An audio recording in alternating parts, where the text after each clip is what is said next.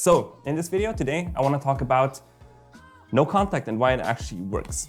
So I have a message from a guy that is essentially a case study that shows that it does indeed work if you do it right. So the problem with no contact is, of course, that a lot of people actually do it wrong. And they screw up a lot. You know this, you're doing a lot of begging and pleading, you're not being very disciplined with no contact, you're messaging your ex, you're coming up with excuses why you're messaging your ex. For example, her birthday or it's Christmas or whatever.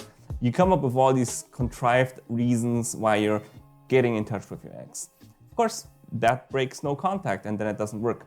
But then there are those among you who can actually manage to stay disciplined, not reach out to your ex, just go your own way, figure out your own life, get back on track with your life, own your life, become awesome again, become a king again.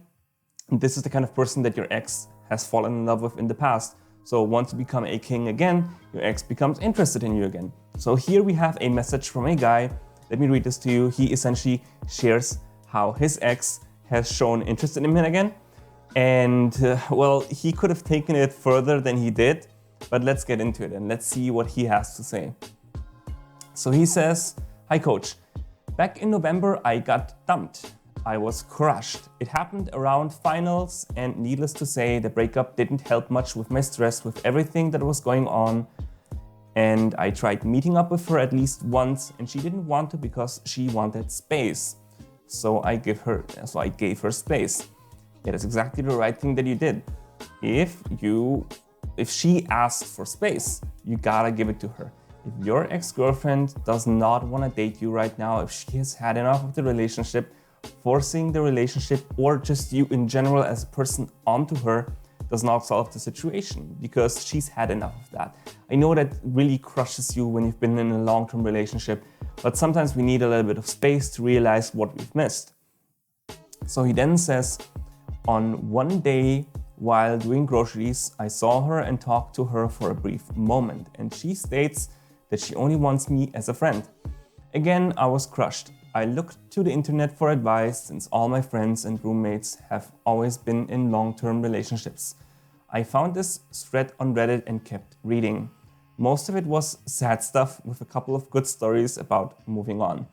So if you wanna find motivation about getting an ex back or what to do after a breakup, maybe Reddit is not the best place to go because, well, Reddit in general doesn't have the best reputation, but the idea is if you are really depressed, depressed people all gather in the same place. To give you an anecdote, right? If you are trying to figure out what laptop to buy, right? This laptop here, I bought this laptop here, Dell XPS 13.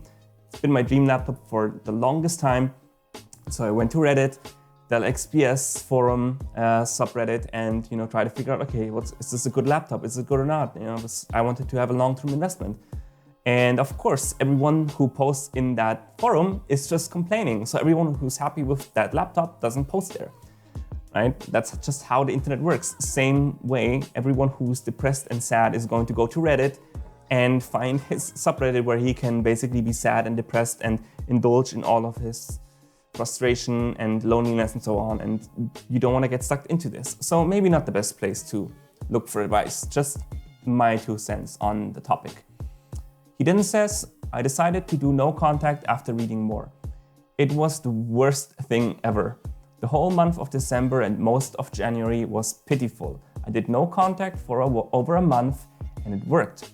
So yeah, it was painful. You really hated it, obviously, because you want your ex back, but it gets you back on track because the whole point of no contact is that you don't stalk your ex, you don't check out her Facebook posts, you stop thinking about her. Of course, it's not that easy, but you basically stop occupying her with your life because right now, both your lives are separate and your ex is kind of trying to move on. She's moving on with her life. You still want her back. And so you could never get her back if you're the one who's chasing her. She needs to be the one who chases you. And so it takes time for her to realize it was a mistake to break up. That's what no contact does, amongst other things, amongst you helping to get back on track with your life and feel happy again. So then he says, "Our breakup was clean and there were no fights. So that's why I think fast forward to mid-January, she finally reached out because I saw her friend at a bar and chatted with her about the winter break. I was shocked and didn't know what to do. So I read your book and watched some of your videos. It's just how you say it to never be desperate if she reaches out. Yeah, now she's becoming interested. She runs into your friend, and if you don't become needy, if you don't chase her, if you don't message her every now and then, and she has to wonder, wait, what's going on? We've been together for 2 years, 3 years, 4 years, and now it's like he's just disappeared. At first he was really hesitant to accept this breakup, but now he's gone. And well, the reality is most of us realize that after a while, probably it's kind of harder to get back after a breakup. So, especially in the first year and the second year, it's kind of easy to get back together. And anything is possible. You could even get back together after 5 years, right? Especially if there's no bad blood between the two of you. But obviously, people move on eventually and find someone new to date. Typically, if you're single after many, many years, or if things didn't work out with someone, there is a chance to get back together. But obviously, if you're dating someone else, it can't work out. So your ex eventually has to, face the reality that you might actually be finding someone else as well, which she didn't anticipate because she's the one who, wanted the relationship to end. So she had enough, and she didn't really care about this initially, but eventually she does care. So he says, from my experience, I can now say, don't be desperate. You want the girl to initiate the conversation, not yourself. Do not put in more effort into texting or talking than she does. This drives some people nuts. If your ex wants to have a conversation with you, she will initiate it. Fuck them if they don't. That's right. Don't respond to texts immediately either. And this advice is actually whether you're doing no contact for an ex or just dating in general. You don't want to be the one who always messages the woman. The woman should reach out to you because women are all about connection, they're all about relationships, they're all about bonding. There are a lot of long-term studies about this. If you look at work from the Gottman Institute, for example, connection is one of the most important things for women. And so obviously in dating, you want to make sure that it is the woman who initiates the connection, and then you are the one who facilitates it. Same with getting an ex back. So he then says, time went on again and I see my ex at a bar. I did not approach. I waited for her to approach me. If she wanted to talk, she would have to initiate it.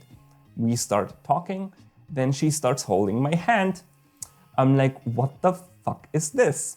And he adds like 3 question marks here. He's really confused what the hell is going on because she was just off the face of the earth, and all of a sudden she's here at the bar, comes over to him and holds his hand. He didn't expect that. But that's just how it is if you play it cool, if you play your cards right, and if you don't seem needy and weak, and if you seem like the good choice to date, then your exes will come back because they still have feelings for you. He then says again, I was shocked, but acted like it didn't matter. I didn't acknowledge it. I went home alone, happy, knowing that I saw she had some interest left. Good step. Exactly. Well, you could have maybe seduced her in this instance, but the bottom line is, you didn't start drooling all over her, you didn't start chasing her, you not messaging her too much, and she is now interested in you because, everything was cool, no drama, she liked the interaction and she probably wants more. So he then says, fast forward to this week. I'm at the same bar and she is there.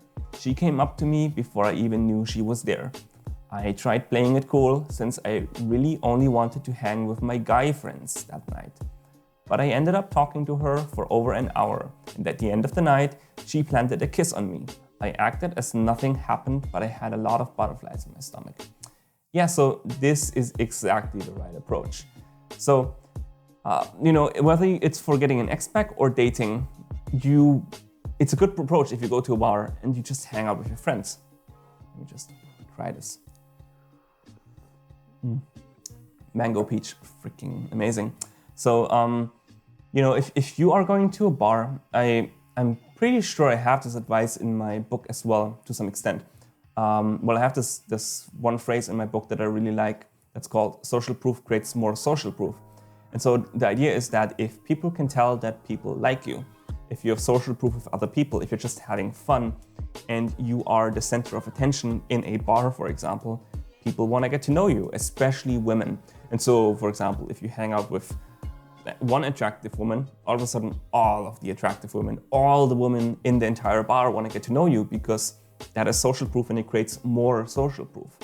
And so in his case, he went to the bar and his main priority was, hey, I just want to hang out with the guys. And, you know, he's quite detached at this point from the situation. You know, he obviously would be happy if things would be working out between them, but he's not chasing her. And so she plans a kiss on him that same night. And he acted as if nothing happened, but he had a lot of butterflies in his stomach. Now, here's what he did wrong. He could have seduced this woman. This was the second time at a bar. You know, you're already probably at least tipsy. She has shown interest and, you know, I would have at least made out with her. It sounds like she gave you a kiss on the cheek, maybe, I don't know. Or you're not clarifying what kind of kiss was it, but I would have suggested, hey, let's go to my place because she's clearly into you. There's no drama between you. It seems like your breakup wasn't that bad and she has interest. So she's waiting for you to make the next move. She's basically sending you signals. And so if you don't realize that these signals are there and you take action, eventually she's gonna realize, well, it's not going anywhere. And she might not realize that you're not realizing all of her signals. But maybe she will think that you're just not interested. But the bottom line is, eventually she's gonna give up and she's gonna find someone else. So now is your window of opportunity. So go for it. So he wraps it up saying, no contact sucks, but your ex will come around if the breakup is clean and there were no big fights. Don't act desperate and live your life. When you're having fun without your ex and they see that, they take notice. That's a very fair point. So first of all, I don't think that it matters whether you had a clean breakup or not. Obviously, if you had a clean breakup, it is so much easier, but it doesn't necessarily matter because time really heals all wounds. Even really hard breakups where there has been some level of infidelity, cheating, dishonesty, even then it can work out. So to give you an example, one of my exes who has been very insecure, I just threw her out like right on the spot. She was so insecure and jealous, and that one time I had enough and I kicked her out, and that was it. I was just completely done. And she was begging and pleading, hey, I'm sorry, I'm not gonna make these mistakes ever again, but I just had enough. I was just over it. I just didn't want her insecure, jealous escapades anymore. And that was over. And we hadn't seen each other for years. But then after maybe 3-4 years, we kind of get in touch again somehow. I don't even know how it happened. And I had sex with her. And I could have gotten back with her if I wanted to, but I didn't really have the interest to get back with her. But I had some good sex with her every now and then. And we had a pretty bad breakup. So things can get back to normal even after bad breakups. So that's important to note. And then, like he says, it's true. Don't act desperate and live your life. That is the important part. Unleash the king within. Because what a lot of people do is they do the opposite.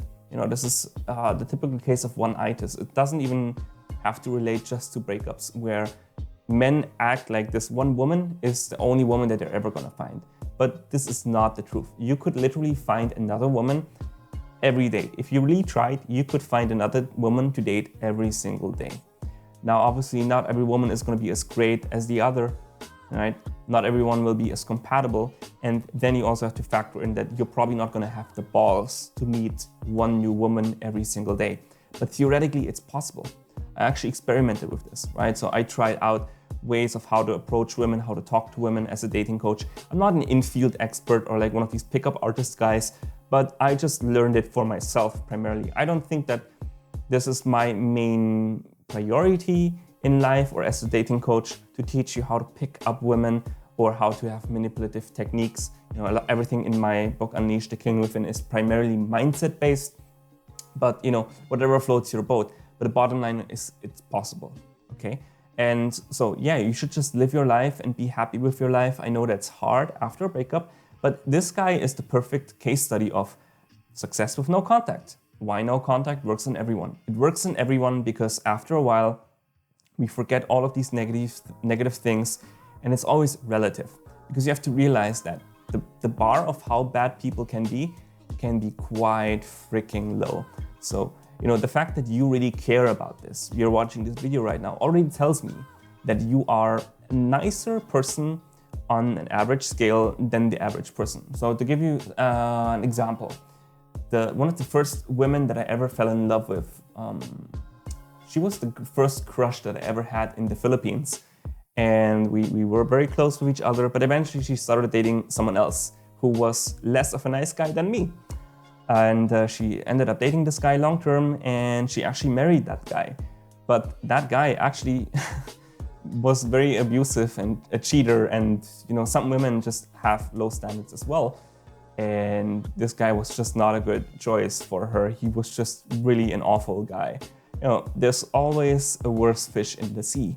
And so we often think that we are not that great, we make mistakes, and then we reminisce and we think back on the mistakes that we've made, and we think that we're that bad, but we're actually not that bad. Compared to other people, often we are actually quite good.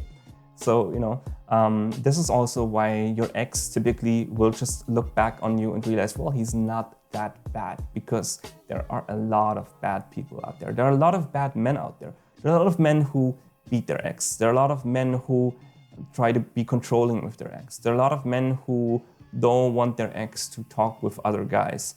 I just read some news a few weeks ago about some dude in Bali. I love Bali. I'm either in Bali or in the Philippines most of the time. And there was some dude in Indonesia who beat someone up with what do you call these things? The metal knuckles. Beat some dude up just because he looked at his girlfriend. You know, so you know, some people are just fucking crazy. Some men are fucking crazy. And so your ex is not gonna look back at you as you being a complete piece of shit unless you did horrible things, okay? And horrible is really relative. You might think that you did something really horrible, but there's always someone who's worse.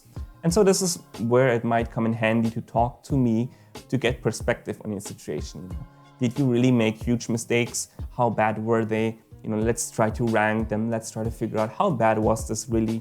And based on that, we can then come up with a strategy for how you should react, how you should talk to your ex, how you should treat no contact, and what to do when she reaches out to you, and so on, right? Every breakup is different, and everything, there's a lot of variables, and everyone has to figure out his own strategy how to reattract an ex, or attract any woman for that matter. So I hope this was helpful and gave you a little bit of perspective on it's possible. You know, this guy is a good example. He should have seduced her. Obviously, he didn't. But overall, good job, dude. So what I suggest to you for the next time is, well, you know, if you go to this bar, it seems like it's the same bar over and over. When you go to this bar again, the next time she comes over, she holds your hands, she kisses you, you talk for an hour. You know, after like that hour, you grab a few beers or cocktails or whatever and then say, hey, let's get out of here. And then you go to your place and she's gonna be excited about it. And then all you have to do is turn off the lights and, I don't know, man, whatever she likes, whatever you like, push her against the wall, push her towards the bedroom and, you know, undress her. And she's probably been waiting for you to seduce her. So that's my advice for you. Let me know what you think in the comments below. Do you agree with this take, or maybe you don't? If you like this video, of course, give me a thumbs up and subscribe to my YouTube channel.